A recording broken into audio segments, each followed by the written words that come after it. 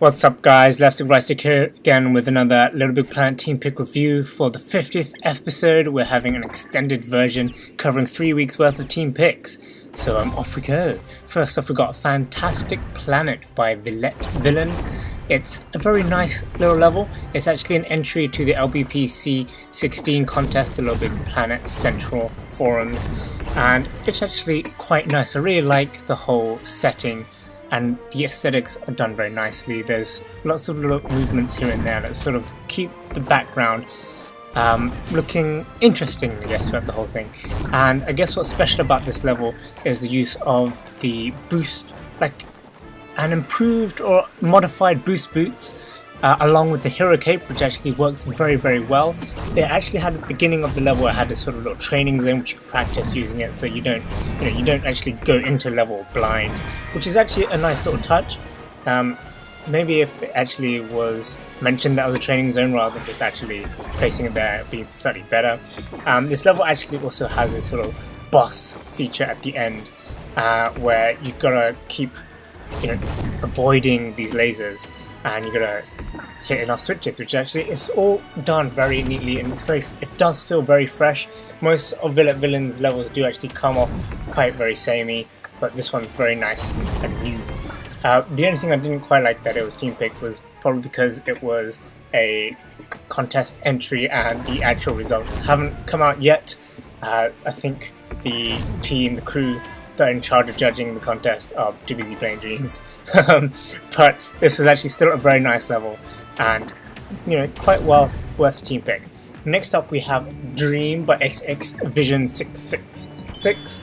This is actually a sort of dedication level to Vision's cat, apparently, but it's a very nice use of the Adventure Time pack. I mean, it just, every time someone uses the Adventure Time pack, the level always instantly feels so different, which is kind of good because there's not that many people who use the Adventure Time pack for some reason. I don't really get it, but it's got some really nice little usage of velociporters to transport you to different areas of the level, and it's not quite apparent that it's a velociporter there, so that's really good. The music is very nice, and there's actually things to collect in this level, and there's also secret areas in this level, so there's lots to actually do in Dream. It's not just like going along platforming and it's done.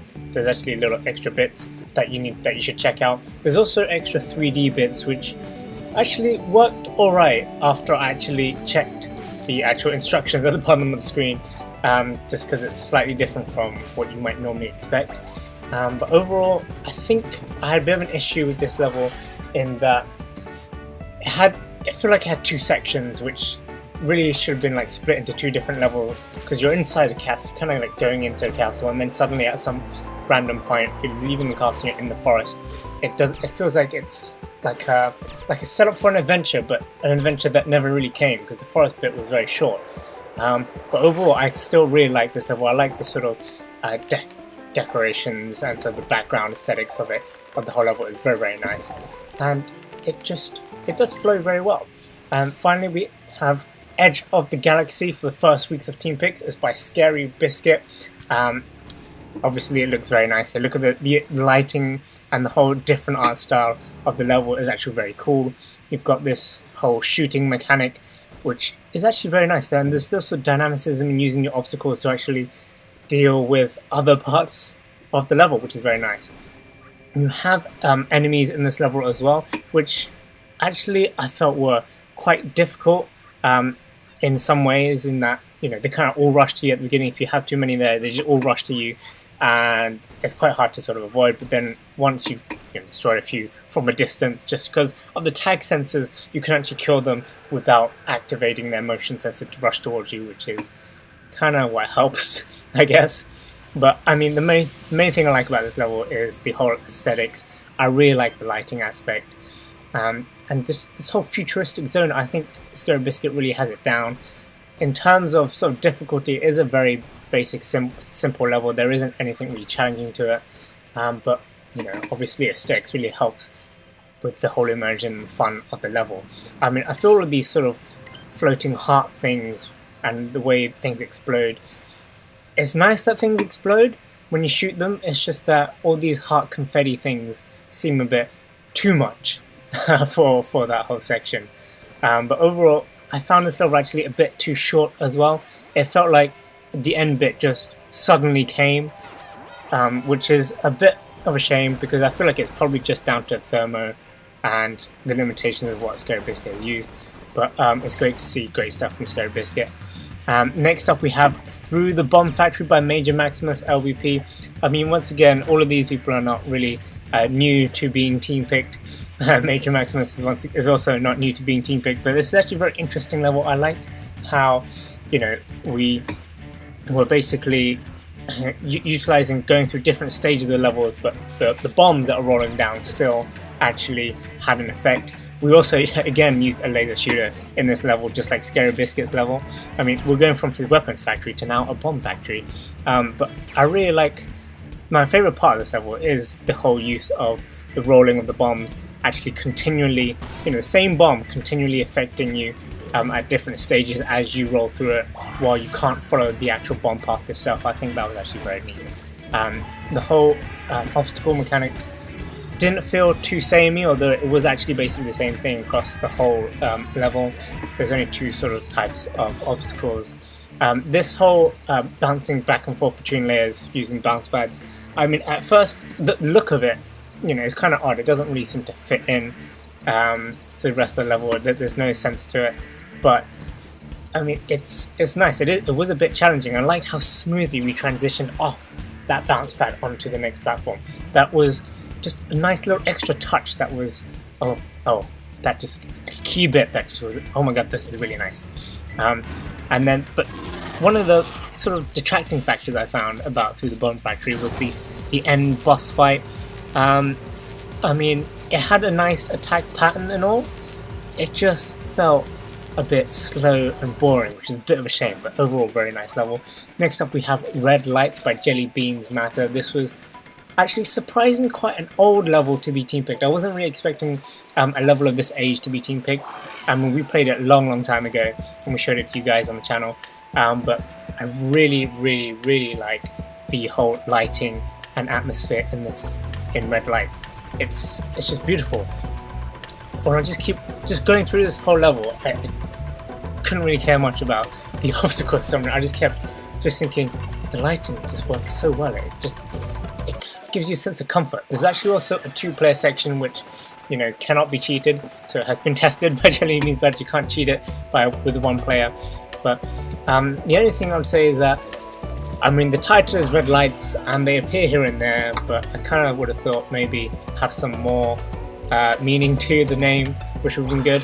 And there's also some secret coins to collect. I couldn't actually find all of them, but you know, it's actually a pumpernator level as well. I've got to say, it's a pumpernator level, and actually it's got some good uses. And what is really neat about this level is that if you're kind of stuck in some way, there's usually at the beginning there may not be any sort of indication what you do, but if you're stuck for a little bit, an actual indication comes up to say what you should think about doing next, which is a nice little touch, a nice little addition for those when you're just not sure where you're meant to go in, etc.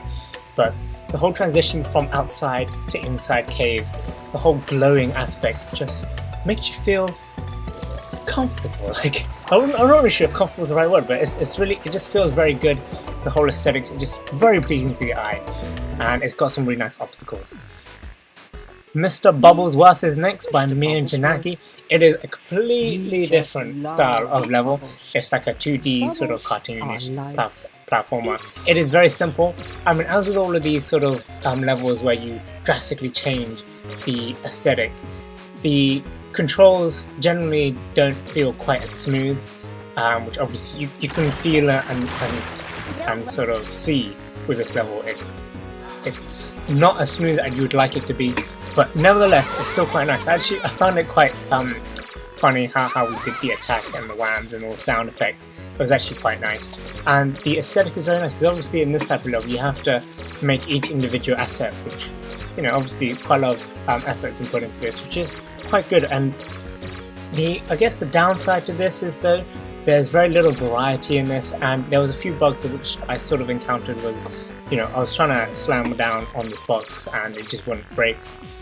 there's not that much variety in this whole level, despite it being nice and neat.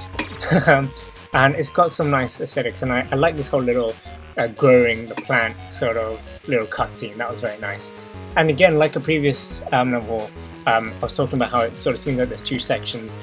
This one is less of a problem than previous one in Dream, because this is, you're basically growing a plant, you're climbing up, and that is the end rather than just a little bit and then the end. So, but this is sort of like, it feels like it's setting up a second sort of level in the clouds. But I doubt mirjanneke will actually make a second one, but a very nice level nonetheless. Next up we have you know, this most recent week's team picks, and first up we have Project Artica, a 3D shooter FPS level. It's got comparatively a quite bad looking menu, but you know, 3D works very well, and it's nice that they have a sort of training section that you can go into at the beginning before you actually go into the actual final game. I'm a bit disappointed in maybe the aesthetic of the gun, and sort of the actual general environment doesn't seem as nice as it could be, as we've seen in some other 3D levels. I mean, if you've seen our 3D showcase, which another one is coming as well, that there's lots you can do with the actual environment that can make it look better. But what I do really like about this level is how the camera sort of distorts when you get attacked by an enemy. That's really cool. I found it actually quite hard as well, just because just this, I mean, this final section here, when you're outside, you have to go flip the switches to just turn on an antenna, and you're trying to escape. And then, I mean, at the beginning it's quite boring with all these same Sackboy monsters. Then when you come out, there's actually different monsters which are a whole lot harder. I mean, I found it really difficult, to be honest. I don't know if you guys, if it's the 3D or if it is just, you know, the way that the pdfusilamiento has actually made this level. But I mean, the attack damage screen is what's the most impressive about this level. But aside from that, I think there's many better 3D levels, unfortunately. So team pick, I'm a bit on the borderline for this, why this was team pick. Next we have OddClock Tower by M8909152. I finally said it, it's a long time. But it's a really nice OddClock level. There's really nice elements to this level, but overall I just felt there was something missing about it. This whole tunnel running thing was actually amazing. I really loved that. Although it did seem like I had a little trouble at the beginning, but there was like one of my favorite bits of this level. But there's two favorite bits basically. There was that and this sort of cog thing turning up to so running around to make it go up and down. That was actually really nice, unique obstacle, I think. This is less unique, but this is actually quite a nice obstacle here, just bouncing through the layers to go through the hole. I mean, usually, actually no, it does flow quite well, but as with most M8 numbers levels do, it's just that I feel like I never quite, maybe it's just me, I never quite got the jumping right for it to collect all the bubbles. I could never maintain multiplier. I tried it a few times, but I could never really get the right distance. So I'm not sure if the M8 numbers just sort of dropped the ball this time or not, but usually it's actually very good to flow, very flowy and stuff. The aesthetic, I'm not quite sure, maybe it's just because it's too common to use cogs timing with this whole same brownish background and everything. The whole environment just felt dull to me, which is a bit of a shame because the use of the obstacles and the cogs was actually very smart and really ingenious, which was amazing. It's just something about the whole aesthetic just didn't sit right with me for this time. And then finally we have Adventure of Flow Isolated Island by Ramon234567. This was a really impressive level. My main gripe of it being team picked is that it is actually a demo level. I mean, Steven, why couldn't you just wait until the full adventure comes out and then team pick the full adventure? But this is an amazing level. Clearly it's really heavily inspired by Sonic. You can tell throughout the whole level. There's actually points throughout the whole level where it tells you, you know, if you actually slow down, there's points where it tells you what to do and how to progress and what every bit actually sort of means and what happens there. But I kind of just split through it because I already played the flow levels, I knew what was happening. but it's got great double jump system, got great other multiple mechanics in there. The whole running thing is very smooth as well, and I like this whole trail thing that this flow guy actually leaves behind when he's running along. It's just like it is like a Sonic clone in many ways, but it still looks very fresh and new, and it's still very good. It's really impressive how this was done in LBP, and I can't wait for the rest of the Flow adventure to come out. It's still being worked on. What I say would be a nice addition would be like, it'd be nice if there were more dynamic enemies to really set it apart from Sonic, and this whole speed trap thing was actually quite nice idea. It's a real shame. I feel like it would be cooler if you could implement the whole Sonic thing, but it's just we've got hearts instead. But a very well deserved team pick, and I can't wait to see the final adventure. And there's even power-ups too. But I hope you enjoyed all of these team picks. Let me know what you thought about them in the comments below, and if you enjoyed this video, click that like button below. Don't forget to stay tuned to leftstickrightstick for more LBP team pick reviews, streams reviews and showcases. Hope you guys enjoy it, and I'll see you next time.